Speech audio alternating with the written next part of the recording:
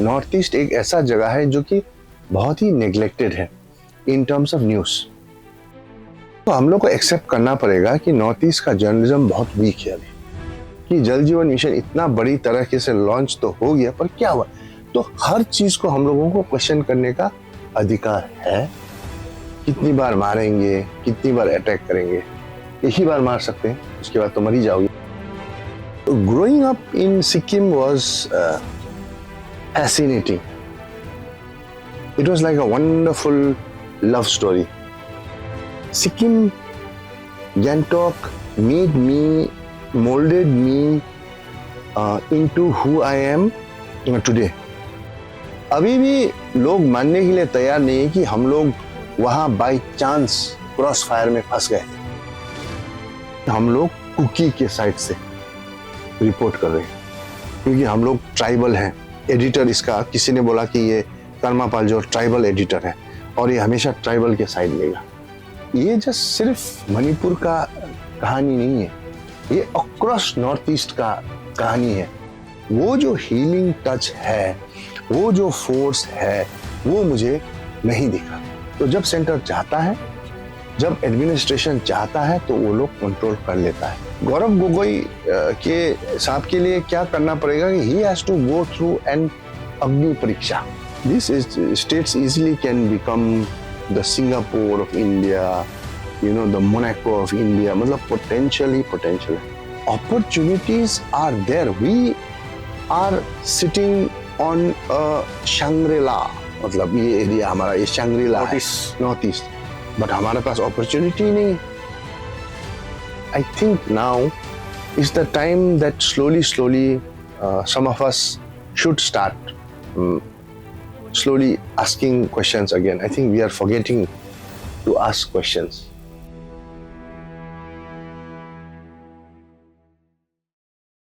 Hello and welcome to मासूमिनिया।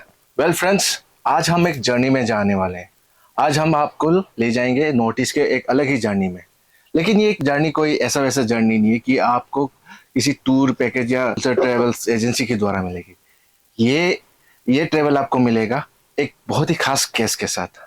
आज हमारे साथ हैं कर्मा पालजो जी, जो नॉर्थ ईस्ट के बारे में काफ़ी स्टोरीज करते हैं और वो इस मोजो के चीफ एडिटर भी हैं। तो आज हम आपको एक अलग ही जर्नी में लेके जाएंगे उनके साथ। ठीक है सर, वेलकम टू मासूमिनिया। Thank you. सो सर, आप सिक्किम में और सिक्किम से आसाम और ईस्ट मोजो का सफर ये कैसे हुआ सर? रास्ता थोड़ा भूल गया था। मैं दिल्ली से सिक्किम जाने का कोशिश कर रहा था, तो शायद गलत ट्रेन में बैठ गया। तो ऐसे मजाक कर रहा हूँ। क्या हुआ था कि 2004 में मुझे शिवनिंग का स्कॉलरशिप मिला ब्रिटिश काउंसिल से। तो शिवनिंग स्कॉलरशिप जब मुझे मिला तो इंटरव्यू के टाइम में उन लोगों ने मुझे पूछा कि आप क्या करेंगे।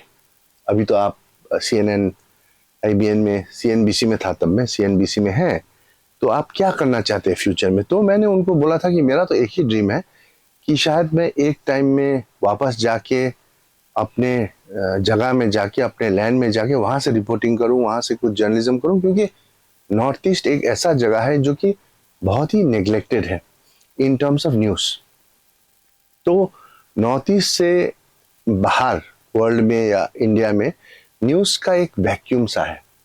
हमारा स्टोरीज को अच्छी तरह से प्रेजेंट नहीं किया जाता है, अच्छी तरह से तो क्या प्रेजेंट होता ही नहीं है। और जो भी होता है वो ऐसे लोगों के से होता है कि जो लोग हमारे बारे में ज़्यादा जानते नहीं है। उनका भी कोई कसूर नहीं है, वो लोग चाहते हैं कि तो वो लोग, मैं उनको बोलता हूँ कि पैराशूट जर्नलिस्ट। मैं भी बहुत जगह गया पहले CNN IBN से पैराशूट जर्नलिस्ट बन के। जब आप पैराशूट जर्नलिस्ट बनते हैं तो वो जगह का जो धरती का जो एक फ्लेवर है, वहाँ के लोगों का एक जो फ्लेवर है, वो आप ट्रूली ला नहीं सकते। तो इस मोजो का मेरा यही अटेम्प्ट है कि हम लोग नॉर्थ ईस्ट के हैं, फुटबॉल टीम भी है नॉर्थ ईस्ट यूनाइटेड। तो मेरा सपना ये है कि नॉर्थ ईस्ट यूनाइटेड एक कंस्ट्रक्टिव जर्नलिज्म करेंगे। कंस्ट्रक्टिव जर्नलिज्म का ये मतलब नहीं कि हम सब चीज को पॉजिटिव पॉजिटिव दिखाएंगे, जहां खराब है खराब दिखाएंगे, जहां अच्छा है अच्छा दिखाएंगे, बट हम चाहते हैं कि वो स्टोरी बयां हो अपने लोगों से। तो ये अटेम्प्ट रहा इस मोजो से। हमने देखा है कि सर इस मोजो का एक अलग ही जर्नी, हम काफी सालों से इस मोजो को देखते हैं। एक नोटिस को देखने का एक अलग ही तरीका है इस मोजो का। आपने काफी बार इस मोजो को आसाम से बाहर भी लेके चले गए, नोटिस से बाहर। आप काफी चीजों में, काफी इवेंट्स में उनको रिप्रेजेंट कर चुके हैं। तो सर नोटिस का जो फ्लेवर है, यहाँ के लोग अपना फ्लेवर जानते हैं। जब बाहर के लोग नोटिस का फ्लेवर मतलब लेना चाहते हैं, वो लोग कैसे फील करते हैं सर? मुश्किल होता है क्योंकि जब मुझे भेजा गया केरला और इलेक्शन के लिए भेजा गया, कुछ हादसा हुआ था उस टाइम गया, तमिलनाडु गया जब फ्लड्स हुआ, तो me as an outsider from Delhi, it is very easy for me to capture. मैं बहुत आसानी से कैप्चर कर सकता हूँ, फ्लड हो रहा है, कोई डिजास्टर हुआ, इलेक्शन हो रहा है। I will just be able to be a mirror, not be a mirror also. क्या बोलूं? I will just be like a satellite. No, आया, तार में डाला और गया। एक जर्नलिस्ट को, और ये बहुत मिस करते हैं कि एक जर्नलिस्ट को वो सब जो इंफॉर्मेशन है उसको गैदर करने के बाद एक अंडरस्टैंडिंग होना पड़ता है। मैं उन जर्नलिस्ट के बारे में बात नहीं करता हूं जो कि वो अंडरस्टैंडिंग को मसाला डाल के उल्टा पुल्टा करके न्यूज प्रेजेंट करते हैं, नहीं। एक अंडरस्टैंडिंग होना पड़ता है, एक सेंसिटिविटी होना पड़ता है जिससे कि वो आगे रिले करे। तो उससे क्या होता है कि स्टोरी और इम्पैक्टफुल और ज्यादा मजबूत बनता है। तो मुझे लगता है कभी कभी कि जब आप बाहर से आते, unless you are a seasoned journalist who knows about the place, you have researched well, you understand the people, और बहुत सारे ऐसे जर्नलिस्ट भी हैं जो आए हैं and they have done excellent reportage and they have gone back, but for somebody to suddenly be sent down and आप बोलें कि चलिए आप ग्राउंड पे जाइए और रिपोर्ट करें, बहुत ही मुश्किल होगा। सर जब भी आप जर्नलिज्म की बात होता है तो ऐसा लगता है क्या कि नोटिस का जर्नलिज्म कुछ अलग ही है और नोटिस के बाहर का जर्नलिज्म अलग है? देखो, हम लोग को एक्सेप्ट करना पड़ेगा कि नॉर्थ ईस्ट का जर्नलिज्म बहुत वीक है अभी। ओवरऑल अभी आप देखें तो जर्नलिज्म का आपको माहौल तो पता ही है, not just in India, even in international countries now, like in the US, students are criticizing the coverage of the Israel war on Gaza. कि कैसे कवरेज रहा है, CNN कैसे कवरेज करा, वन से वो लोग बोल रहे हैं। तो journalism I think in my time is at a very low point. मुझे पता नहीं कि हम इससे भी कितना लो जा सकते हैं। हम तो अभी शायद सर 181 में बहुत नीचे आ चुके हैं। बहुत नीचे आ चुके हैं। पहले जब हम लोगों को हमारे जो सिंगापुर के कॉलीग्स थे वो लोग बताते थे कि कैसे सिंगापुर में स्ट्रिक्ट है और कभी कभी आपको वर्ड टू वर्ड प्रिंट करना पड़ता है, तो हम लोग हंसते थे उनके ऊपर। ये है during the time of the late Atal Bihari Vajpayee, when I used to cover lot of the ministries and all, and once I remember that mister BC Khanduri, General Khanduri, he came back and he did a press conference। उन्होंने बोला कि हम India में highway बनाएंगे, golden quadrilateral बनाएंगे, ये बनाएंगे, ऐसे कनेक्ट करेंगे, रोड कनेक्टिविटी होगा। हम लोग उनके ऊपर हंसने लगे थे एक तरह से। हमने बोला सब कैसे होगा ये सब, खंडूरी साहब, ये तो मतलब हम लोग लैंड एक्विजिशन में ही आप लोग इतना लड़ते हैं तो कैसे होगा। तो इस टाइप का एक जर्नलिज्म था, इस टाइप का नोक झोंक था। हम लोग सुबह वेट करते थे कि times of India, Indian express या हिंदू और दूसरे कि क्या हेडलाइन लाएगा, किस तरह का इन डेप्थ स्टोरी, हम देखते थे।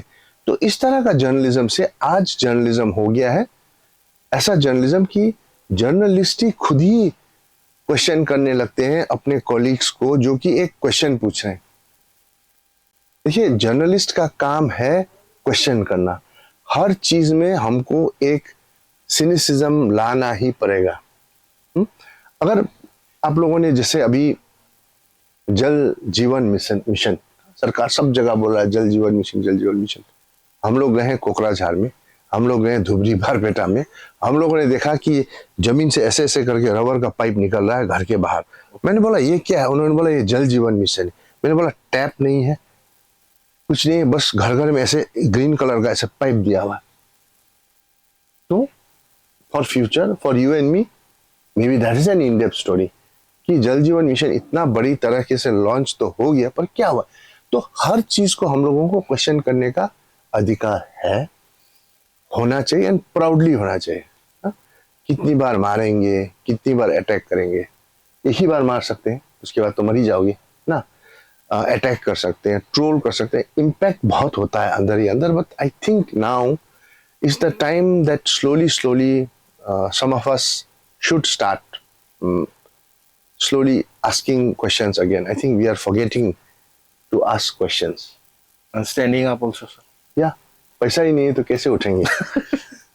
सर एक मैं आपसे आपके CNN की जर्नी के बारे में थोड़ा जानना चाहूँगा, बिकॉज हमारे ऑडियंस को क्योंकि हमारे यहाँ से कोई इतने बड़े लेवल पे किसी ने इतना बड़ा पहचान अभी तक कभी बनाया नहीं, और बनाया तो भी किसी ने अभी तक उसे प्रेजेंट भी नहीं किया हुआ है। हम जानते हैं आपके बारे में सर, तो हमारे ऑडियंस को इसके आपके CNN के एक्सपीरियंस के बारे में बताइए सर। तो क्या है, मैं सेम आप जो लोग देख रहे होंगे, मैं भी वैसे ही था। I studied in Gangtok, I didn't go out to study anywhere. College गया बेंगलोर, मेरा अंकल ने बोला कि दिल्ली में तो आप लोग बदमाशी करोगे, आप बेंगलोर जाके पढ़ो, तो बेंगलोर जाके पढ़ा। फर्स्ट में इंग्लिश का एक सेंटेंस को जोड़ के बोलना भी कभी कभी मुश्किल होता था। Although I went to one of the better schools, one of the good schools in Sikkim, पर फिर भी एक तरह का एक झिझक होता है जब बाहर आप मिलते हो। My first job was with times of India in Bombay. मैं जेवियर इंस्टीट्यूट ऑफ कम्युनिकेशन में मैंने पोस्ट ग्रेड किया था। उसके बाद मैं वो भी नहीं मिला था, मेरा सर्टिफिकेट भी नहीं मिला था कि मेरा कैरोल अंड्राडे मैम एडिटर थी, तो वो she used to come and teach us. तो उन्होंने बोला कर्मा तू ज्वाइन करो, तो मैंने ज्वाइन किया।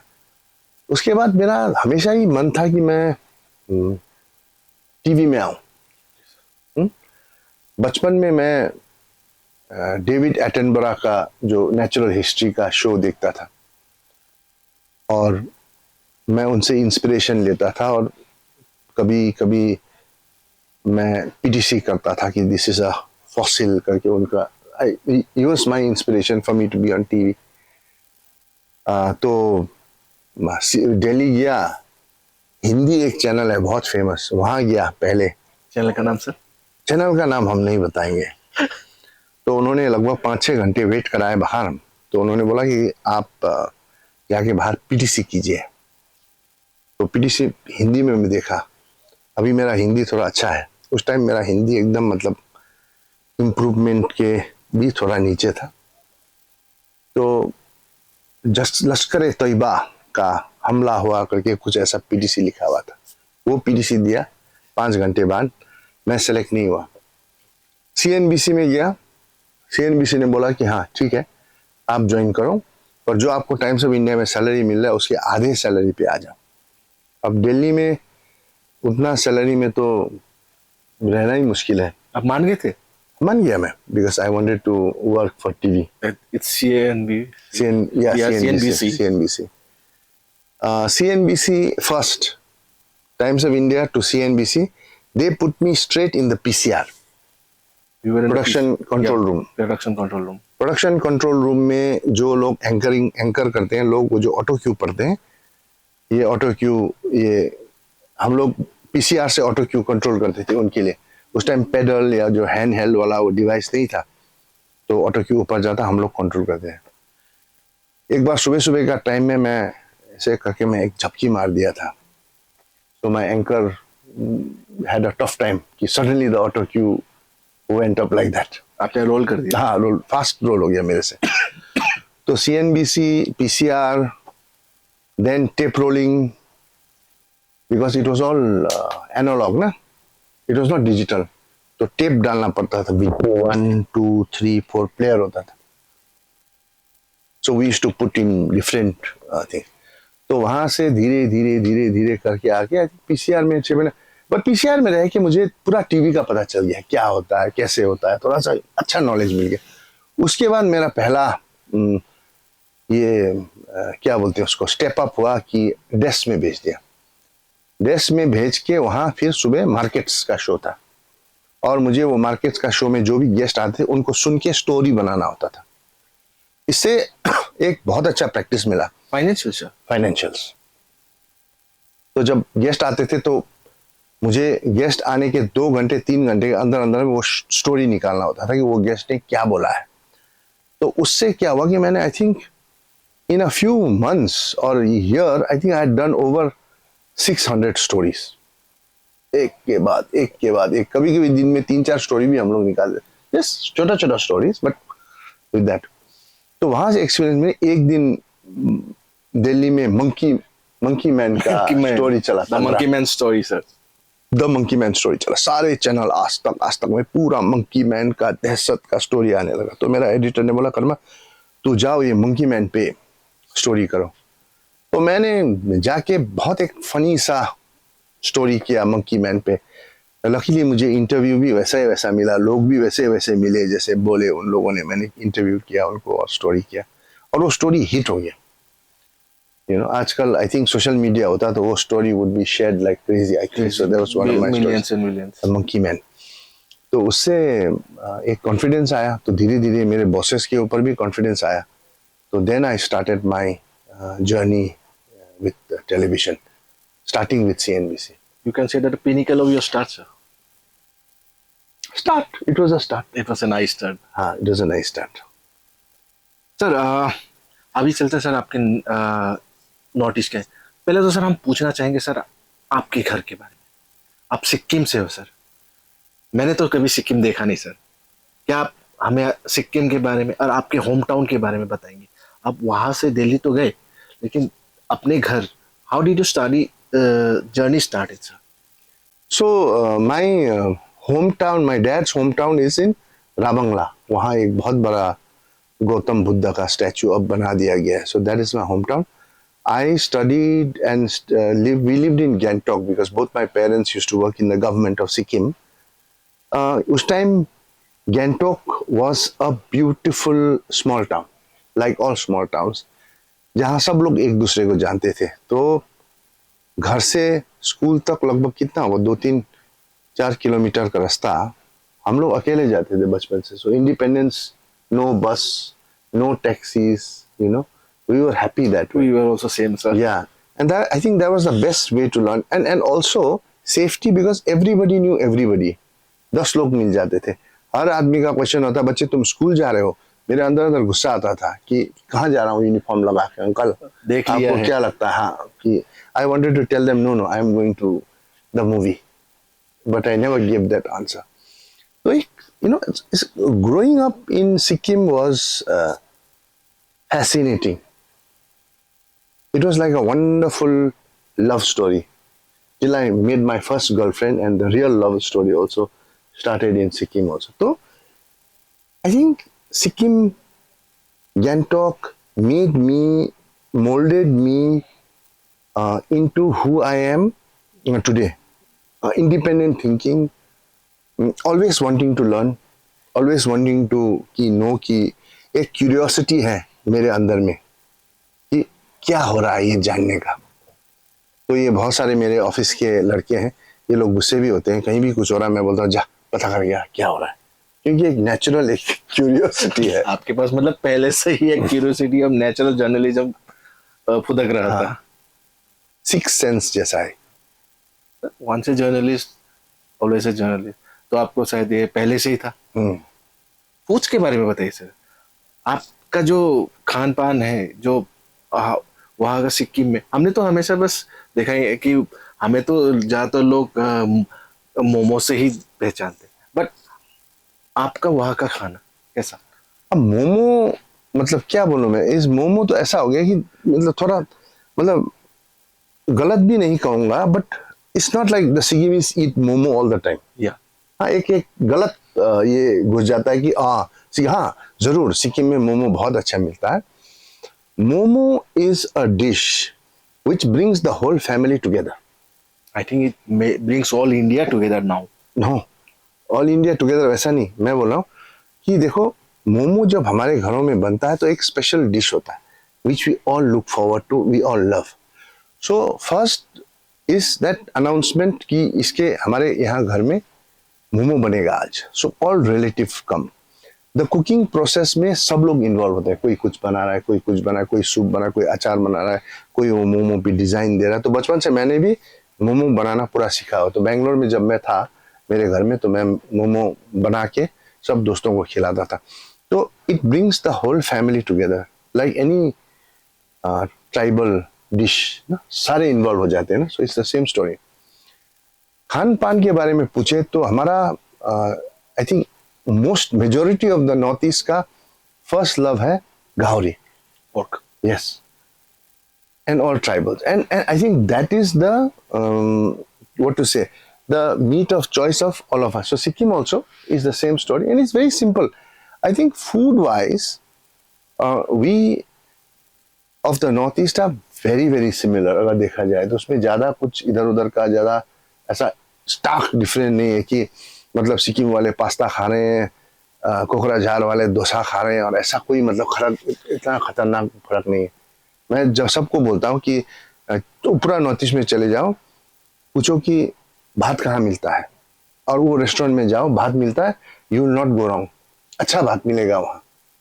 मुंह में पानी आ रहा ना, सोच के तो आ रहा है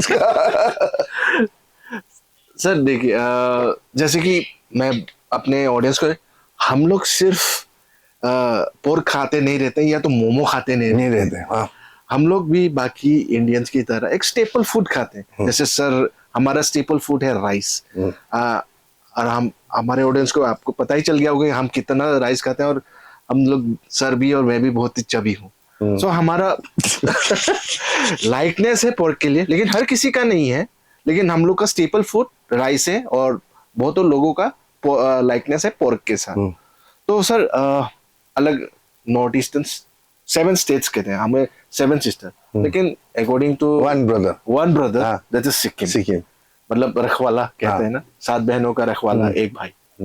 सर जब आप सिक्किम CNN के बाद जब गुवाहाटी में आए, ईस्ट मोजो स्टार्ट किया, तो हम उसके बारे में जानना चाहते थे। क्योंकि जब ईस्ट मोजो स्टार्ट हुआ, एक डिजिटल जर्नलिज्म में एक अलग बूम था। आई थिंक तब स्टार्टिंग ही था सर। हाँ, तो मतलब राइट टाइम था कि लोग डिजिटल मतलब 3G 4G 2G में ये इसमें जनरेशनल इम्प्रूवमेंट हो रहा था। हम लोग लाइव कर पा रहे थे, वीडियो स्ट्रीमिंग इजी हो गया था। तो we entered I think digital at the right moment. हाँ, पर प्रॉब्लम क्या हो गया, कोविड का 2 साल कोविड में हिट कर गया। 5 साल के बाद भी अगर ईस्ट मोजो को देखें तो हम लोग प्रॉफिटेबल नहीं है। 5 साल के बाद भी देखें तो ईस्ट मोजो सस्टेनेबल नहीं है। And we have won a lot of awards innovation का लिए, जैसे गूगल का यूट्यूब सस्टेनेबल लैब, बहुत सारा हम लोगों ने जीता है, चेक्स एवरीथिंग। हाँ, जीता है। But the problem is that पूरा टीम को एक जर्नी में जब आप निकलते हैं तो आप पहले डिसाइड करते हैं कि आप ग्रोथ करेंगे या आप रेवेन्यू करेंगे। तो ये सब स्टार्टअप्स के लिए एक तरह से मेरा अपना लर्निंग है कि जब आप स्टार्टअप शुरू करते हो तो सिर्फ फंडिंग मत देखो। ये मैंने गलती किया है कि फर्स्ट फोकस किया कि सिर्फ फंडिंग नहीं, सिर्फ फंडिंग से नहीं होगा, क्योंकि एक ना एक दिन आपका फंडिंग का पैसा खत्म हो जाएगा। आपको 7 बाय 7 पैरेलली रेवेन्यू आ रहा है नहीं आ रहा है, कैसे आ रहा है, वो देखना बहुत ही जरूरी है। And that is what is my biggest learning. 5 years में से लगभग 2 ईयर तो ये कोविड में ही चला गया। और दूसरा चीज क्या हुआ है कि अभी डिजिटल में जो रेवेन्यू है बहुत मुश्किल है, क्योंकि एड देखें सब लोग एक्साइटेड हो गए, सब लोग यूट्यूबर बनना चाहते हैं, मिस्टर बीस्ट को ये उसको देख के। बट यूट्यूब का जो रेवेन्यू लाना, और स्पेशली इंडिया में जबकि यूट्यूब का जो पेमेंट है जो बहुत ही लो है compare to the US. US में पर 1000 व्यूज में डॉलर्स में मिलता है, तो इंडिया में शायद पैसे में मिलता है, तो वहां बहुत हर्ट होता है। तो कितना आप कर सकते हो, जितना छोटा टीम हो उतना अच्छा है, जितना आप इम्पैक्टफुल काम कर सके बढ़िया है। इंडिया में अभी ट्रेंड क्या है? ट्रेंड है उसको मैं कैसे एक्सप्लेन करूं, जैसे सोशल मीडिया और यूट्यूबर्स का जो अच्छी तरह से बोल सकते हैं, स्टोरी टेलिंग का ज्यादा कुछ ऐसा कुछ वैल्यू नहीं है। जो लोग जैसे ध्रुव राठी हो गए, जैसे रविश कुमार हो गया, इक्वली राइट का भी ऐसे बहुत सारे जो स्पीकर्स हैं, they are very very what's the word to use, aggressive. Aggressive. उनका पॉइंट पुट आउट करना, वो जिस तरह से बोलते हैं, उनका रिसर्च जिस तरह से आपको कन्विंस कराते हैं। देखो रिसर्च आपने बोला, इंटरेस्टिंग पॉइंट। रिसर्च आप कहीं भी घुमा सकते हैं, रिसर्च को आप पूरा 360 डिग्री भी घुमा के भी बोल सकते हैं, वो बोलना बहुत आसान है। पर हम लोग जो जर्नलिस्ट है, जो प्योर रहना चाहते हैं जर्नलिज्म के लिए, हम लोग ओपिनियन की तरफ ज्यादा नहीं जाना चाहते हैं, उनके लिए अभी मार्केट बहुत मुश्किल है। ओके। क्योंकि हम चाहते हैं कि जाके रिसर्च करें, इन डेप्थ करें, शूट करें। अगर हम ये बोल रहे हैं कि फलना गांव में पानी नहीं है, तो हमको वो गांव पहुंचना पड़ेगा, वो गांव को खींचना पड़ेगा, वो गांव का नल ड्राई है खींचना पड़ेगा, वहां चल नहीं रहा दिखाना पड़ेगा। पर क्या होता है कि हमारे जो सोशल मीडिया के आजकल वॉरियर हैं, वो लोग बिना देखे आके क्लियरली आपको बोल जाता है, फलना गांव में आपको पता है 89 90 ईयर ओल्ड ऐसे ऐसे बिना पानी पिए। तो ये एक ट्रेंड है जो सेंसेशनलिज्म की तरह जो जाता है, और हमारे लोगों को ये पसंद है।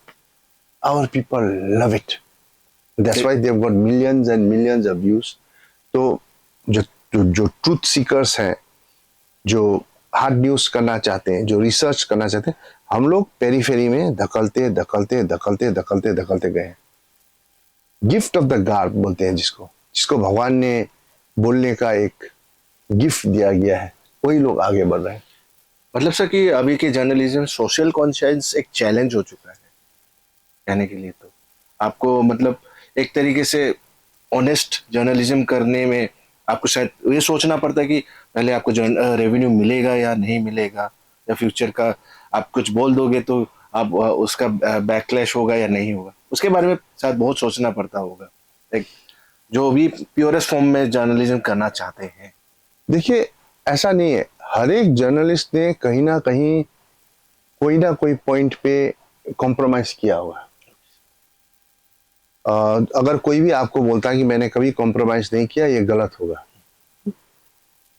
कभी कभी माहौल ऐसा बन जाता है कि आपको थोड़ा सा देख के चलना पड़ता है। तो मेरा क्या मानना है कि बी ब्रेव अबाउट इट। अगर किसी कारण आप कहीं नहीं जा पा रहे हैं, किसी कारण किसी चीज को आप नहीं दिखा पा रहे हैं, तो आपको you should be brave enough when your followers ask you कि कर्मा तुम ऐसा क्यों नहीं कर रहे हो। एक एक्सप्लेनेशन देना चाहिए। हम लोगों को मणिपुर का जो कवरेज हम लोगों ने किया, तो हम लोगों को बहुत ज्यादा अटैक आया है एक समुदाय के लोगों से कि आप लोग वन साइडेड स्टोरी दिखा रहे हो। किस साइड में सर? आपको कौन साइड में? ये हमारा रिपोर्टर लोग गए थे चूरा चांदपुर। वो लोग ये जो वायलेंस है उसको कवर करने नहीं गए थे, वो लोग गए थे जो फॉरेस्ट में इविक्शन हो रहा था उसके ऊपर एक डॉक्यूमेंट्री करने के लिए। तभी ये सब हो गया। अभी भी लोग मानने के लिए तैयार नहीं है कि हम लोग वहां बाय चांस क्रॉस फायर में फंस गए थे। ओके। तो वो लोग अभी भी ये एक्यूज करते हैं, जो कि 100% गलत है, कि हम लोगों ने ऐसे जानबूझ के हम लोग वहां चूरा चांदपुर पहुंच गए। तो जब हम लोग चूरा चांदपुर पहुंचे तो ऑब्वियसली हम लोगों ने चूरा चांदपुर से रिपोर्टिंग किया। ऑब्वियसली हम लोगों ने दिखाया कि कैसे एक कम्युनल टर्न ले लिया है। मैंने हम लोगों ने सेंसर करने का बहुत कोशिश किया कि कुछ कुछ चीज़ें हम लोग नहीं दिखाए।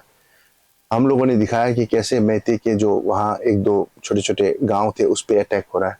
फिर भी एक एक क्या होता है, एक फॉर्म हो गया उनका थिंकिंग में कि हम लोग कुकी के साइड से रिपोर्ट कर रहे हैं, क्योंकि हम लोग ट्राइबल हैं। एडिटर इसका किसी ने बोला कि ये कर्मा पाल जो ट्राइबल एडिटर है और ये हमेशा ट्राइबल के साइड लेगा। ये जनरलाइजेशन हो जाता है। फोटो बन गया था, ग्राफिक्स बन गया था, तो शेयर हो रहा था, तो इस तरह का अटैक होता है। पर उसके बाद आपके अगेंस्ट सर? हाँ, हमारे अगेंस्ट। तो तुरंत हम लोगों ने, मैंने एक एक्सप्लेनेशन दिया, मैंने एक वीडियो भी रिलीज किया, मैंने एक एडिटोरियल भी लिखा कि क्या सिचुएशन था, एक्सप्लेन करते हुए। बट ये सोशल मीडिया के ज़माने में सेंस नॉनसेंस ही बन जाता है। आप किसी को एक सेंस नहीं, कभी कभी नहीं समझा पाते कि this You cannot explain. You can not explain, जो सुनना नहीं चाहते या सर। सुनना नहीं चाहते। या सर, काफी लोग, हम मणिपुर में आ ही चुके हैं तो आपसे बात भी कर लेते हैं सर। बहुत लोग ये अभी भी यही कहते हैं कि मैते या कुकी, मैते या कुकी। किसी को पता ही नहीं है कि ओरिजिनल रीजन क्या है। क्या आपको मालूम है सर कि ओरिजिनल रीजन क्या हो सकता है? मैं एग्जैक्टली तो मैं नहीं पूछूंगा सर, बट एक ग्राउंड बेसिस, क्योंकि मैते कहते हैं कि कुकीज ने, कुकीज कह रहे हैं मैते ने। इसमें गवर्नमेंट और बात दोनों कह रहे हैं कि गवर्नमेंट का कोई इंटरवीन नहीं है। अभी जो अगर मैं मैं अगर डेप्थ में चला जाऊं, जो मैंने सुना हुआ है बातें, अगर मैं बोलने लग जाऊं तो अगेन लोग बोलेंगे कि ये हियर से है। But they are concrete events and they are concrete stories as to why this, ये क्यों हुआ, कैसे हुआ, इसका शुरुआत कहाँ है, इसका नींव सीट कहाँ है। तो I don't think we should get into further thing. तो इससे क्या होगा, और स्पेक्यूलेशन ज्यादा होगा। देखिए, एक हिंदी जर्नलिस्ट बाहर की बड़े चैनल की एक एंकर ने मुझे फोन किया था। उन्होंने मुझे पूछा कि कर्मा, हमारे पास टाइम नहीं, आप जल्दी से बोलिए कि ये मैती और कुकी के बीच में ये लड़ाई क्या है। मैंने बोला, देखिए, दो भाई जमीन के लिए लड़ रहे हैं। और मैं चुप हो गया। तो उन्होंने बोला, नहीं कर्मा बोलिए। मैंने बोला, आपने बोला कि आपके पास टाइम नहीं है, जल्दी में बोला, तो मैंने बोल दिया दो भाई लड़ रहे हैं और ये यही है कहानी, खत्म। मैंने उतना ही बोला। देखा जाए तो ये जस्ट सिर्फ मणिपुर का कहानी नहीं है, ये अक्रॉस नॉर्थ ईस्ट का कहानी है। जबकि लोग अंधाधुन एक रात में पागल हो जाते हैं और एक दूसरे के ब्लड के लिए थर्स्टी हो जाते हैं। And mostly, if you look at each other, if you look at things, it is the same story. Two brothers born out of the same land. हाँ, illegal immigration is a big issue everywhere. अगर हम उसको ignore नहीं कर सकते, उसको भी हमको उस पे भी हमको अलर्टनेस लाना है। अगर हम दरिया दिल बने, हम लोग बोले वाह वी लव एवरीबॉडी, सबको आने दो, नहीं होगा। हमारे पास लिमिटेड हो जाएगा। हाँ, हमारे पास लिमिटेड रिसोर्स है, और वो रिसोर्स के लिए चाहे जो भी कम्युनिटी हो, ट्राइबल कम्युनिटी हो, नॉन ट्राइबल कम्युनिटी हो, सन ऑफ द सॉइल, हम लोग अपने रिसोर्सेज, अपने लैंड के लिए तो फाइट और आवाज तो उठाएंगे ही उठाएंगे। पर इसका ये मतलब नहीं कि एक ही रात में हम लोग एक दूसरे के ब्लड थर्स्टी बन के बच्चों को मारने लगे, महिलाओं को मारने लगे, आदमी को मारने, तो वो नहीं होना चाहिए। हमें violence is the last resort. तो which again in Manipur it flared up, and sometimes I think where is the value for human life? There is no value for human life जब एक दूसरे को इस तरह से माने। द बिगेस्ट रीजन वाई ये सॉल्व नहीं हुआ कि सेंटर को ये सॉल्व करने का 100% कोशिश करना चाहिए था, प्राइम मिनिस्टर से या होम मिनिस्ट्री से। वो जो हीलिंग टच है, वो जो फोर्स है, वो मुझे नहीं दिखा। अगर सेंटर चाहता तो कुछ भी कर सकता है। राम मंदिर बना दिया, देखिए कितने साल बाद। जम्मू एंड कश्मीर का देखिए कैसे उन लोगों ने एक रात में ऐसा एक डिसीजन लेके खत्म कर दिया। सेंटर करना चाहता कोई, शिलान्यास के टाइम में, I think it was 2001-2, I don't know the exact date, during that time there was a massive movement of kar sevaks. तो उस टाइम बोला गया था कि हम लोग राम मंदिर का शिलान्यास जो फाउंडेशन स्टोन लगाएंगे ही लगाएंगे। तो मुझे CNBC से बोला गया कि आप जाइए अयोध्या और वहां से रिपोर्ट कीजिए। हम पहुंच गए, रातों रात हम लोग पहुंच गए अयोध्या से। We were station there. We thought that kar sevaks are going to come in lakhs and in Ayodhya they'll build the temple. The administration of that time let nothing moved. भाई 11-12 बजे तक सब खत्म कर दिया, सबको निकाल दिया। एक गोली फायर नहीं हुआ, एक किसी को हर्ट नहीं हुआ, एक दो को लाठीचार्ज हुआ होगा, पर completely normal. By 2 o'clock the entire Ayodhya was normal, nothing happened, nothing that people talked for weeks कि ऐसा होगा वैसा होगा, लाखों में लोग कुछ नहीं। तो जब सेंटर चाहता है, जब एडमिनिस्ट्रेशन चाहता है तो वो लोग कंट्रोल कर लेता है, जब वो लोग नहीं चाहता है तो ऐसा कुछ कुछ होने देता है। So something is cooking इसका मतलब। Yes obviously. सर इलेक्शंस काफी जोरों शोरों से चल रहे हैं अभी। लास्ट मोस्ट प्रोबेबली हम जब तक ये रिलीज होगा इलेक्शंस ओवर भी हो जाएंगे। तो सर मणिपुर, हर कोई कहता है कि मणिपुर एक इशू है, लेकिन फिलहाल मणिपुर को छोड़ देते हैं सर। मणिपुर का इशू एक आगे भी पहले भी इश्यूज था, जब आर्म्स एक्ट का इशू था, अभी मैते सिंह कुकी का है। जैसे अभी असम में आते हैं सर। असम में सर जो लोकसभा इलेक्शंस हैं सर, उसके बारे में आपका नजरिया क्या है सर? असम में देखिए बोलना बहुत ही मुश्किल है। जैसे दूसरे नॉर्थ ईस्टर्न स्टेट्स हैं, वहाँ एक जगजीत सिंह का गजल है, रुख हवाओं का जिधर के उधर के हम हैं। समझते इसका मतलब? हाँ, जिस तरह हवा बदला है उस तरह आप चल दिया। तो सब ज्यादातर स्टेट में वही होता है कि क्योंकि हम लोगों को देखिए ये हमारा मजबूरी है, सेंटर के साथ चलना पड़ता है।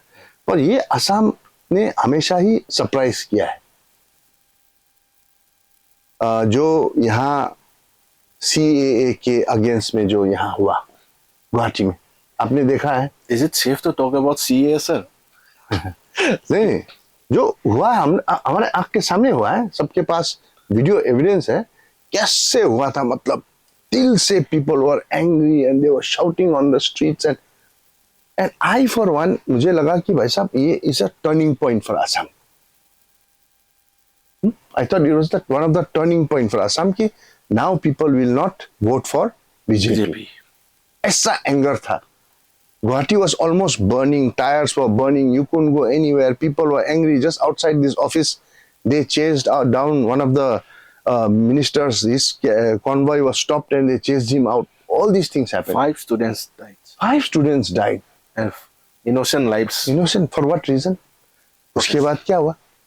उसके बाद क्या हुआ इलेक्शन? उसके बाद क्या हुआ इलेक्शन में? बोले सर कोई जानता है? हाँ, everybody voted. Silent. Everybody voted for BJP. So it is a surprise. So there is a surprise element in Assam. So is it wrong to vote for BJP? I'm not saying it is wrong to vote for BJP. I'm saying it's a surprise. Because who brought the CA? BJP. Who was angry against the BJP when CA was brought? The people. The people of Assam. Who thought that their identity was hurt, that it will do this and that to. I mean, there were big rallies. Top singers were going to these rallies. And actors, politicians. उसके बाद non-profit or NGOs के. Yeah. Everybody was in a part of a big rally. Yes. And what happened? I can say, sir, everybody is in the same house now. And whatever said and done, you cannot deny the role and the game and the shrewd thinking of the current chief minister, Himanta Biswa Sarma. He had done a lot of things also. Yes, what a turnaround. I mean, when Guwahati was burning, Assam was burning, did you ever think that these people were going to vote? No. But look at what, that's why Assam surprises me. So to your question, I'm waiting for a surprise. Again? Yes. So, we cannot deny so कि it was like a flood कि CM Hemant Biswa Sharma उनके ही CM बनने के बाद एक अलग लहर है।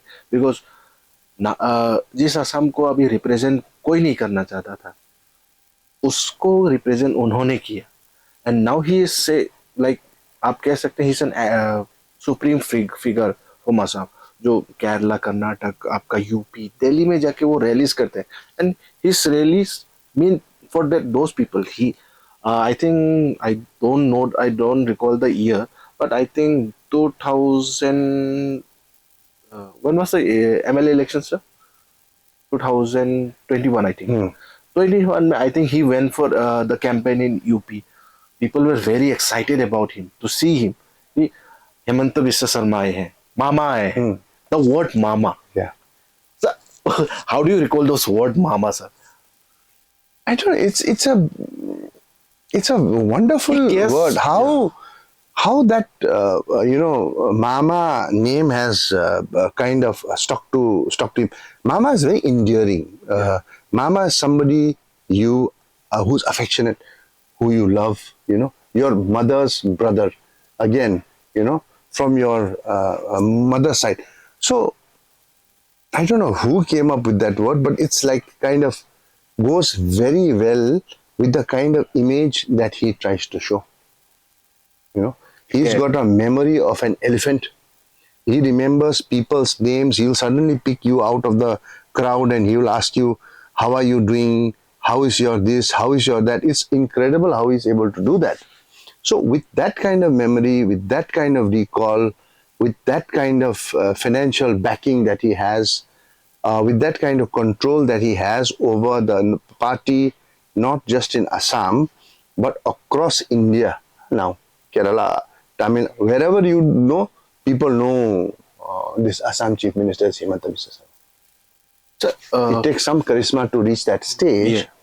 And I don't know if it goes at this kind of speed, will he be the Home Minister of India at a certain stage?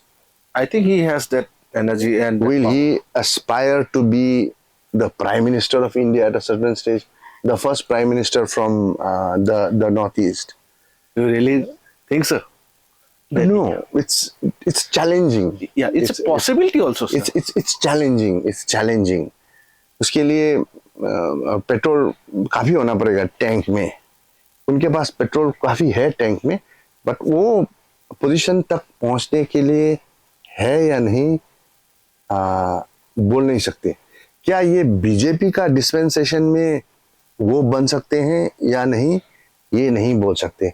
पर कोई और डिस्पेंसेशन आ जाए and he remains this regional satrap, the regional, for the want of the word, if I may say, Bahubali. He is now the Bahubali of the North. If he Notice. remains at this position, who knows?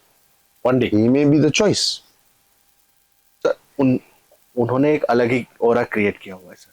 जब भी politics के बारे में अभी बात होता है, जब इंडियन पॉलिटिक्स के बारे में बात होता है, Hemant Biswa Sharma name will be always one of the top. हाँ. तो उनका नाम टॉप में ही आता है. अभी सर आपको लगता है कि नोटिस में आसाम में ही अगले 10 साल में या अगले नेक्स्ट 5 साल में सर उनके सामने कोई एक चैलेंजिंग फिगर कोई आ सकता है कि हाँ दैट उनको सीएम से हटा के कोई और सीएम बन सकता है? आपको तो नहीं दिखता. अभी नहीं दिख रहा. आपको दिख रहा तो बताओ. सर मैं क्या कहूँ, मुझे तो अगर ऑनेस्टली बोला जाए तो मुझे भी नहीं दिखता है फिलहाल. अभी नहीं दिख रहा मुझे. अभी राइट नाउ मुझे कोई नहीं दिखता. लेकिन मुझे लगता है अगर गौरव गोगोई अगर संभालना चाहते हैं तो उनका एक बहुत ही जबरदस्त फैन फॉलोइंग है. अगर वो एमएलए में आना मतलब रीजनल पॉलिटिक्स में आके करना चाहते हैं, मतलब नॉट रिप्रेजेंटेटिंग इन लोकसभा, तो आई थिंक अगर वो ट्राई करें उनके फादर के फुटस्टेप में, तो आई थिंक स्लोली वो कर सकते हैं विद इन 10 years टाइम में. I mean, and certainly no doubt about it. The aura that late Tarun Gogoi Saab had, Yeah. the kind of control, the kind of statesmanship that he had was incredible. Yeah. And ये गौरव गोगोई ने भी उनका footsteps में जाके उनका भी एक leadership quality, एक सर्टेन वे ऑफ स्पीकिंग, ये सब है। और मैंने देखा, अगर आप सिर्फ सोशल मीडिया का जो एनालिसिस करें और देखें और उनका व्यूअरशिप्स, उनके ऊपर कमेंट्स, जो उनका काइंड ऑफ इंगेजमेंट है, तो लगता है कि वहाँ एक यूथ के तरफ उनका पुल है। पर अभी के जो इकोसिस्टम में, किस सिस्टम में ये जो चीफ मिनिस्टर का जो लेवल में जो है, वो अभी रीच करना बहुत मुश्किल है। बहुत मुश्किल है। अब कब फटीग आएगा, ये आपने बोला 10 साल में आएगा या 5 साल में आएगा, वो देखना होगा। आ सकता है, पर उसके लिए उनको फिर वही चलना पड़ेगा। आई थिंक गौरव गोगोई के साहब के लिए क्या करना पड़ेगा कि he has to go through an agni pariksha. Okay He has to go through a deadly अग्नि परीक्षा and he has to do उसको क्या बोलते हैं, go through trial by fire।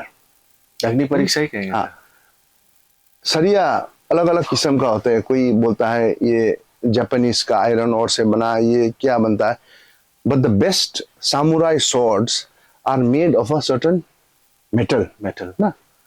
Metal, वो उसके अंदर मेटल है कि नहीं, वो है मेटल।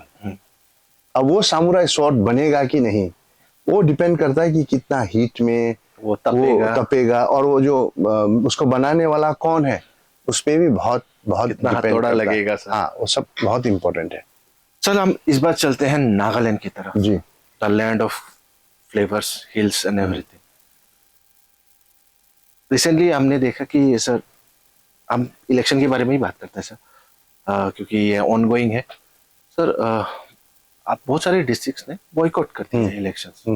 आपको क्या लगता है सर, बॉयकॉट करने से उनका प्रॉब्लम सॉल्व हो जाएगा? देखिए, ये बहुत सॉफ्ट डिप्लोमेसी है मेरे हिसाब से। मतलब एक डबल स्टैंडर्ड है। वो सब जगह जिसने बॉयकॉट किया, वो सब जगह, स्पेशली मैं एक दो जगह में मैं ट्रैवल किया हूँ, और नो डाउट वहाँ का जो लोग हैं, they are suffering. Infrastructure development, roads are bad, there are lot of issues there and those areas need to be developed. The demand is absolutely bang on. Election boycott करने से कुछ नहीं होगा। वो लोग पहले भी उन लोगों ने बोला कर था, सकते थे। पहले भी बोला था उन लोगों ने कि वो लोग असेंबली जो इलेक्शंस है वो बॉयकॉट करेंगे, उससे ज्यादा इम्पैक्ट आता है उस पर। फिर उन लोगों ने सबने वोट किया। अब लोकसभा इलेक्शन है, उनको एक पता है, तो फिर सब लोगों ने वो नहीं किया। तो मुझे एक सर्टन मतलब उसमें कुछ मुझे डबल स्टैंडर्ड मुझे दिखा। अगर आप लोग बॉयकॉट ही करते हैं तो शुरुआत से आप बॉयकॉट करते आइए। अगर आप एक फाइट ही करते हैं तो एक स्टैंड पे आप अड़े रहिए। वो लोग कब तक ऐसा चलेगा, ये क्वेश्चन करना जरूरी है। तो बॉयकॉट आज के टाइम में सर, एक बॉयकॉट आई थिंक एक स्टेबल डिसीजन नहीं है एक डेमोक्रेसी में आप प्रोटेस्ट करने के लिए। अगर आप उसी चीज को अगर यूटिलाइज भी कर सकते हैं by voting for the right people, your candidate, by voting your candidate, आप पार्लियामेंट में उसको वॉइस कर सकते हैं। उसके बाद आपके डिमांड्स को फिर से वही, क्योंकि डेमोक्रेसी में हमें जो सिखाया गया है, तो आपको एक रिप्रेजेंटेटिव वॉइस करेगा through Lok Sabha elections and everything.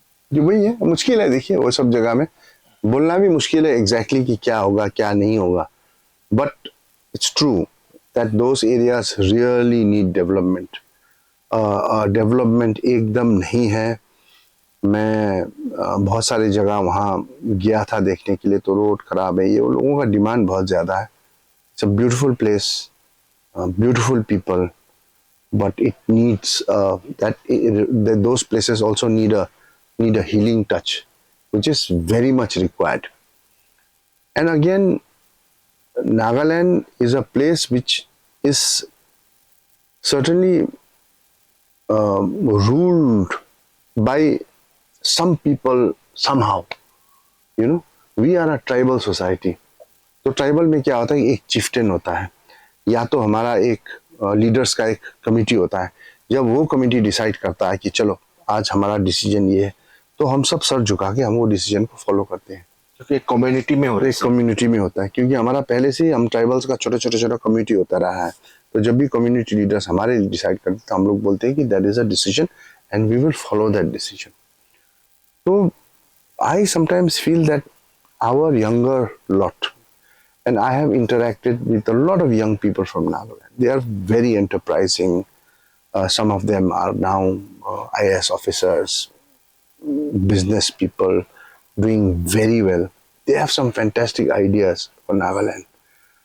Nagaland हो गया, मणिपुर हो गया, ये सब स्टेट्स ऐसे, मेघालय हो गया, ये सब स्टेट्स ऐसे हैं कि अगर वहाँ पीस है, अगर वहाँ राइट अपॉर्चुनिटी है, तो there is no stopping these states. These states can turn into, लोग बोलते हैं ना, कोई बोलता है कि इसको हम बना देंगे शंघाई ऑफ इंडिया, किसी को Switzerland of India. This is states easily can become the Singapore of India, you know, the Monaco of India. मतलब पोटेंशियल ही पोटेंशियल है. हमारे यंगस्टर्स में काफी ऐसे, जैसे कि मैंने भी काफी अपने जूनियर्स या अपने सीनियर और मेरे दोस्त लोग भी, वी डोंट नो कि बहुत सारे लोग फ्रॉम नागालैंड, अरुणाचल प्रदेश, मेघालय, आप वेरियस सिटीज में like working international level, Hollywood में आप बहुत सारे, मैंने कभी कभी वेल नोन नाम मैं भूल गया हूँ, लेकिन आई heard a well-known animator from Nagaland. Yes, there are lots. There are lots, and I heard about a person who lives in Manipur. He stays in Manipur, but he works for a very big media house, film house, for Mumbai. But he doesn't go to Mumbai. He was there, and he came back for his family reasons in Manipur. But the company is paying for his talent. Yes. So similarly, software engineer हो गया, coding में हो गया, मतलब जो technical है, असम से भी यू नो, फिल्म जो हॉलीवुड में जो साउंड टेक्नीशियंस हैं, और like so many sound technicians हैं. उसके बाद आप रिसेंट के तो हम कह सकते हैं बाहुबली में भी, मूवी में भी, एंड बहुत सारे we have very good actors also, like Kenny Basumatary, Adil Khan, so representing Northeast and Assam. Yes. तो इन हमारे जैन, ऐसा नहीं लगता ऐसा कि हमारे जैन जी को एक अपॉर्चुनिटी चाहिए यहाँ पे, इवन अगर आसाम या नॉर्थ ईस्ट में लाइक IT सेंटर्स या फिल्म इंडस्ट्रीज जो बाहर है, लाइक हैदराबाद, बैंगलोर, मुंबई, दिल्ली, वहाँ पे जो कल्चर है, जो हमारे यंगस्टर्स चाहते हैं, वो इकोसिस्टम अगर यहाँ मिल जाए तो बाहर जाने कोई कोशिश ही नहीं करेगा. अपने होम टाउन में अगर, मतलब वहाँ आप सोच लीजिए या शिलोंग में, गुवाहाटी में, तवांग में, उसके बाद आइजोल में, अगर कैपिटल्स में अगर सबको अपॉर्चुनिटी मिल जाए तो कोई अपना स्टेट छोड़ के बाहर जाना नहीं चाहेगा. अभी ऐसा होना बहुत मुश्किल है. ऐसा होने के लिए एक स्टेट रीजन में एक लेवल ऑफ पीस होना चाहिए. अभी नॉर्थ ईस्ट में कभी ना कभी कुछ ना कुछ हो ही रहा है. तो लोग मणिपुर, जब एक आदमी अभी आया था गुवाहाटी से, वो जोरहट जा रहा है, उसका माँ ने फोन करके बोला, अरे जोरहट मत जाओ, वहाँ मणिपुर में बहुत लड़ाई हो रहा है. तो उसका बेटा ने बोला, माँ मैं आसाम में हूँ, आप मणिपुर का बात करें. जो लोग इंडिया के लोगों को पता नहीं है, जब मणिपुर में वायलेंस होता है तो उनको लगता है अरे नॉर्थ ईस्ट मत जाओ. दे डोंट नो कि पूरा पिक्चर क्या है, पता नहीं है. इसीलिए इन्वेस्टमेंट भी यही है. आसाम में पता नहीं कैसे, अभी टाटा का जो बड़ा सेमीकंडक्टर प्लांट का जो अनाउंसमेंट हुआ, it's a big win for Assam. हाँ, लोग बोलते हैं कि चले इन्वेस्टमेंट आ गया, काम होना शुरू हो गया. It will be huge, you know, 22,000 crores is a big amount. I don't know how the government has been able to swing it. It's a great news. देखिए, कल बोलेंगे, हल्ला करेंगे फिर कि असम के लोगों को वहां नौकरी नहीं मिला. पर असम के लोगों को नौकरी मिले या ना मिले, but it's a message now from the corporates कि Assam is a safe place to invest. Assam में जमीन है, तो हम लोग यहाँ ऐसा इस्टेब्लिश कर सकते हैं करके एक मैसेज है दूसरे कॉर्पोरेट्स को. मान लीजिए कल म्यांमार में पीस आ गया. अगर म्यांमार अगर पीसफुल होता तो हमारे लिए तो मतलब it's like a gold mine. Sir, उनका तो इकोसिस्टम बहुत अच्छा है, क्योंकि हमने भी देखा कि काफी टूरिज्म तो छोड़िए आप, motorcycle plant, food processing plant, so many things can happen in the North east. तो यहाँ से हम लोग भेज सकते हैं. If the relationship with China and India was fantastic, Kunming, the route from Arunachal, we can send food, we can send so many things to Tibet, and Tibet needs that. It's a dry arid land where there is food, ये सब का बहुत इनका crisis है। हम लोग 1 minute में सिक्किम से भेज सकता है। ओके। तो opportunities are there, we are sitting on a Shangrila, मतलब ये एरिया हमारा ये शंग्रीला है नॉर्थ ईस्ट, बट हमारे पास अपॉर्चुनिटी ही नहीं है। अगर पीस आ जाए सर, तो मतलब ये पॉसिबल है, लोग मतलब इंटरनेशनल लेवल का ट्रेड हमारे यहाँ से बहुत अच्छे से स्टार्ट। पर हमारा थिंकिंग क्या है प्रॉब्लम, कि हम सब चाहते हैं कि गवर्नमेंट करे गवर्नमेंट करे गवर्नमेंट करे। फिल्म सेंटर कौन खोले, गवर्नमेंट को खोलना चाहिए। आईटी का ट्रेनिंग सेंटर कौन खोले, गवर्नमेंट को खोलना चाहिए। स्पोर्ट्स सेंटर कौन खोले, गवर्नमेंट को खोलना चाहिए। गवर्नमेंट जो खोलता है, government should be in the business of governance, government should not be in the business of running this institution. तो सब कवाड़ी हो जाता है, क्योंकि एक गवर्नमेंट सर्वेंट के बाद में वो एंटरप्राइज या वो सब नहीं होता है, वो जगह को बेचारा सक्सेसफुल करने के लिए ही is also constrained by a lot of things. उसका भी होता है, बजट होता है, उसका भी ये होता है, उसका भी, तो वो उसको अल्टीमेटली वो लेवल पे नहीं ले जा सकता जो एक प्राइवेट लेवल पे ले जा सकता है। असम गवर्नमेंट में कितना ज्यादा लॉज वॉज वो सब खोला हुआ है ऑल ओवर असम। कुछ कितना जगह में वो सब लॉज तो कीड़ा मकोड़ा खा रहा है अभी उसको।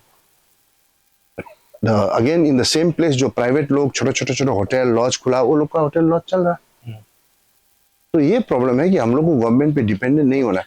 अगर हमारे बच्चों को आप जैसे बोलेंगे कि सिर्फ यहाँ नॉर्थ ईस्ट में आओ, नॉर्थ ईस्ट में करो, तो हम लोग का ग्रोथ नहीं होगा।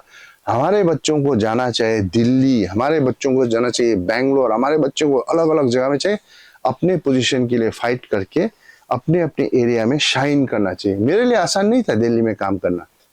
क्या लोगों ने मुझे चाइनीज चिंकी ये सब नहीं बोला है, but every time they say that I enjoy it, I take it in a different way, I am engineer in a very different way. मैं जब था सर, मैं भी दिल्ली में था, इवन मैंने भी काफी बैकलैश किया, लेकिन काफी उनका सिस्टम अलग है सर। जो मैंने समझा है कि आई हैड मेरी पंजाबी फ्रेंड्स और हरियाणवी फ्रेंड, उनका वे ऑफ टॉकिंग कुछ वही है कि क्योंकि उन्होंने हमें कभी देखा नहीं, तो उस हिसाब से वो लोग हमें कह देते हैं कि दूसरे से सुनते हैं तो हमें हमारा चेहरा मैच नहीं करता है उनसे फिजिकली, तो वो हमें चिंकी कह देते हैं। I never took it as a hard because but ऐसा भी नहीं है। देखिए बहुत सारा जो हमारे बच्चे हैं जो जाते हैं काम करने के लिए, जैसे ब्यूटिशियन में जाते हैं, होटल्स में काम करने, उन लोगों के अगेंस्ट में बहुत मैंने देखा है जो रेसिज्म होता है, जो गलत है। They face a very very tough time. Yeah. So we really cannot laugh it out also. yes, हमारे मामले में क्या था, I went at a job which is at a slightly elevated level, plus I was in the press, and that gave me certain privileges and power, because of which I was able to manage and survive better. And maybe my thinking, my brain was wired, एक तरह से इस तरह के wired हो गया था, कोई भी कुछ भी बोले मुझे परवाह नहीं पड़ता। मुझे चाइनीज बोलो, मैं बोलता हूँ चाइनीज नहीं हूँ, मैं सिंगापुर से। ओ सिंगापुर से। Everybody whenever somebody ask me आप कहाँ से, मैं बोलते हैं नहीं मैं जापान से हूँ। और जापान कहाँ से जी, फुकुओका शहर से। अरे भाई साहब आप तो बहुत अच्छा हिंदी बोलते हैं। अरे आपको पता नहीं जापान में हिंदी बोलते हैं? हाँ, वो बोलता है जापान में हिंदी बोलते हैं। मैंने बोला हाँ जापान में हिंदी बोलते हैं। सो ये सर टैकल करने का तरीका सही होना चाहिए जी। मैंने भी वही कुछ किया था, जिसके मुझे ज्यादा मुझे फेस नहीं करना पड़ा, because first of all sir मैं लड़ नहीं पाता, आई वाज अकेला था। सो मेरा एक ही टेक्टिक्स था, उनको मेरा दोस्त बना लो। सो आई हैड फ्रेंडशिप विद, तो इस वजह से मैंने उनसे फ्रेंडशिप कर लिया सर। आपका साइज देखकर तो आपको लड़ना चाहिए था ना सर, अकेला हूँ कितने से लड़ लेता सर। तो आप मुझे हमें पता चला कि सर आप रिसेंटली बीटीसी काउंसिल में भी गए थे, स्टोरी क्या है सर, कैसा एक्सपीरियंस रहा था? क्योंकि वो मेरा होम टाउन भी है, आप जहाँ पे गए थे, कोकराझार गए थे आप sir, how was your experience sir? देखिए कोकराझार से मैं हमेशा पास होता हूँ, मैं सिक्किम जब जाता हूँ तो हमेशा पास होता हूँ। कोकराझार वहाँ मुझे हमेशा साइन दिखता है, तो मुझे एक इंटरेस्ट है कि वहाँ जाने के लिए क्या है क्या।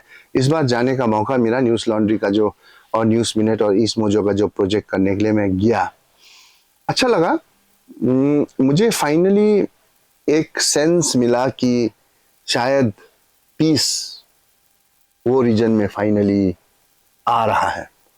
पहले जब मैं CNN न्यूज़ 18 के लिए एंकरिंग करता था, तो जब भी मैं एंकरिंग करता हूँ और जब भी मैं वो एरिया का न्यूज़ पढ़ता हूँ तो मैंने खून खराबा, कम्युनिटीज का लड़ाई, यही सब के बारे में न्यूज़ पढ़ा है, डॉक्यूमेंट्रीज बनाया है वहीं बैठ के। मैं तो कभी ग्राउंड रिपोर्टिंग में नहीं गया, अरिजीत और मुकुट गए हैं, तो मुझे वही दिखा। पर इस बार मुझे एकदम रिफ्रेशिंग चेंज, डिफरेंट दिखा। मार्केट्स में जो चहल पहल है, लोगों का जो एटीट्यूड है, एक दो लोग आके मुझे ऐसे ही बात हुआ, बोला अरे आपको पता नहीं मेरा पापा को भी तीर मार के मार दिया था, अरे आपको पता नहीं हम लोग तो पूरा मतलब अपना परिवार लेके भागे थे ऐसे। But they were saying as a matter of fact कि ऐसा हुआ था। वो जो एनिमोसिटी और जो वो पेन और जो वो दर्द है कि कभी कभी जब लोग ऐसा बयां करते हैं तो ऐसा लगता है कि उनके दिल के अंदर एकदम बदले का भाव, वो नहीं थे, मैटर ऑफ फैक्ट हुआ। एंड मुझे लगा कि they want to move on and they want to now, they are seeing the benefits of a peaceful region. जब लोगों को पीसफुल रीजन का जब बेनिफिट मिलने लगता है, पैसे मिलने लगते हैं, रोजगार मिलने लगता है, नौकरी मिलने लगता है, तो लोग फिर ये सब नहीं चाहते, ऐसा हो जाता है। जो कि सेम फीलिंग था 2-3 महीने पहले जब मैं मणिपुर गया था, तो वहां भी ऐसा था, कैफेज खुल गए थे, अलग अलग जगह में अच्छे अच्छे रेस्टोरेंट्स खुल गए थे। हम लोग ने वहां जाके बात किया, एग्जैक्टली यही बात किया, बोला कि my god we are experience this in Manipur, और 1 मिनट में फटाक करके चेंज हो गया। तो it all depends on people. अभी तो कोकराझार का भी ऐसा ही लग रहा है। उनका भी एक सीरीज, हमारा भी एक सीरीज है सर, एक लंबा अरसे का ब्लडशेड का और एट्रोसिटीज का, जो काफी एकॉर्ड्स के बाद, काफी 3 एकॉर्ड्स के बाद धीरे धीरे चेंज हो गए। तो आपने जब किया सर, जब आपने स्टोरीज किया था, that was a long time back, and अभी आप जब finally when you are in the place, I think you felt peaceness. Yes, it's a long struggle, sir. yes, it's going in the right direction. In the right direction, so we can finally see it's going in the right direction, sir. Yes. Sir हम बहुत ही ending part में आते हैं sir, हम आपका अभी ज़्यादा time भी नहीं लेंगे। तो अभी जनरली हम फिर से जर्नलिज्म में ही आते हैं। हमारे बहुत सारे ऑडियंसेस हैं जो ये देखते हैं कि आज जो आसाम और नॉर्थ ईस्ट का जर्नलिज्म हो रहा है, ठीक है सर, तो उसे राइट वे में कैसे लेके जाए, क्योंकि यहाँ पे स्ट्रगल भी है, आपको जर्नलिस्ट भी बनना है और पैसा भी कमाना है, तो राइट वे ऑफ जर्नलिज्म कैसे करें? बहुत ही अच्छा क्वेश्चन है। Journalism 4th pillar of society है, तो ये सोच हम लोगों को निकाल देना है कि आप अगर जर्नलिस्ट बनते हैं तो आप पैसा कमाएंगे। एक समय था शायद जबकि जर्नलिस्ट बनते थे, तो जब हम लोग टेलीविजन में थे तो हमारा सैलरीज भी अच्छा था, television companies were making money, पैसा भी बना रहे थे टेलीविजन कंपनी। अब वो जो कंफर्टेबल एरिया सब ब्रेक हो चुका है सोशल मीडिया के कारण। सोशल मीडिया में अब कुछ भी आ रहा है, जो जर्नलिस्ट स्टोरी कर सकता था वो स्टोरी सोशल मीडिया में लोग ऑलरेडी दे देते हैं, तो जर्नलिस्ट का अभी काम और भी थोड़ा सा हार्ड हो गया। ये अच्छा बात है, क्योंकि जर्नलिस्ट का काम ये नहीं है कि सिर्फ बताना कि आज वहां लैंडस्लाइड आ गया है, आज फलना के घर में चोरी हो गया है, आज फलना का मियाँ बीबी के साथ लड़ाई हो गया है और बीबी ने मियाँ को पीट दिया है। ये सब करना, स्टोरी करना हमारा काम नहीं है, नहीं होना चाहिए। वो सब सोशल मीडिया में चलने दीजिए। हमारा काम है to be the real 4th pillar of society. 4th pillar of society हम तभी बन सकते हैं जब हम लोग तगड़ा, अच्छा, well research stories in depth में जाएंगे, जो अभी ये हालात में नॉर्थ ईस्ट में मिसिंग है। हमारा जो जर्नलिज्म है अभी भी बहुत ही लो स्टेट में है, और वो स्टेट से अभी हम लोगों को उभरना है। यहाँ मैं सीधा सीधा बोल देता हूँ, a lot of journalists is blackmail journalism, which is absolutely wrong. There is yellow journalism everywhere. People are entrenched. They know that they are working. वो किसी के लिए काम कर रहे हैं, किसी का एजेंडा के लिए काम कर रहे हैं। तो रियल जर्नलिज्म अभी यहाँ ढूंढना बहुत मुश्किल है। और यहाँ क्यों? अभी तो इंडिया में भी ढूंढना मुश्किल है, हमारे अभी तो वर्ल्ड में भी यही हाल है। तो जर्नलिज्म का हाल ठीक नहीं। तो जर्नलिज्म में अगर आप कोई भी ज्वाइन करना चाहते हो तो ये भूल जाओ कि आप मैसिव आप पैसा कमाएंगे। आप नाम कमा सकते हैं, आप अवार्ड कमा सकते हैं। जब आप अवार्ड कमाएंगे तो आप दुनिया घूम सकते हैं, आप लोगों को बाहर के जो ऑर्गेनाइजेशंस है बुलाएंगे टॉक के लिए, आप फेमस होंगे। और एक रिलेटिव जो कंफर्ट है, जो कंफर्टेबल पैसा कमा सकते हैं एक सर्टेन स्टेज के बाद, ये काम डॉक्टरों जैसा है। डॉक्टर कैसे स्टार्ट करते हैं? एकदम लो से स्टार्ट करते हैं, उनका तो पहले ज़्यादा सैलरी भी नहीं होता है, वो लोग रात दिन खटते हैं, उनको छुट्टी नहीं मिलता, उनका बहुत मुश्किल होता है। डॉक्टर और लॉयर का भी वही हाल है ना। लॉयर का भी सर 10 साल, 15 साल, 20 साल जब भट्टी में जाके पूरा पकता है ना, पकने के बाद होता है। जर्नलिज्म में भी वही होगा। जर्नलिज्म में अब क्या होगा कि बड़ा बड़ा ऑर्गेनाइजेशन एग्जिस्ट करना मुश्किल होगा। अब रियल जर्नलिज्म करेगा छोटे छोटे ऑर्गेनाइजेशंस और छोटे छोटे इंडिविजुअल्स। बड़े बड़े ऑर्गेनाइजेशन उतना ही नहीं। तो future of journalism will be driven by independent small micro individuals and companies जो कि स्पेशलाइज्ड जर्नलिज्म करेंगे थ्रू डिजिटल मीडिया। ये टेलीविजन जर्नलिज्म का थोड़ा सा शोशाबाजी होता है, ये सब होता है, ये सब उनका रीच है, होता रहेगा। But I think the future will be in this way. Sir last आपका लाइफ में सर ऐसा अब तक आफ्टर मतलब पूरे लाइफ में अब तक ऐसा स्टोरी जो आप ऐसा ये स्टोरी करके मजा आया, वो स्टोरी क्या होगा सर? ऐसा तो बहुत स्टोरी है। पर्टिकुलरली कोई भी एक या दो सर। दो रामनाथ गोयनका मिला है मुझे, ओके सर, बताइए sir. which is one of the top awards in journalism.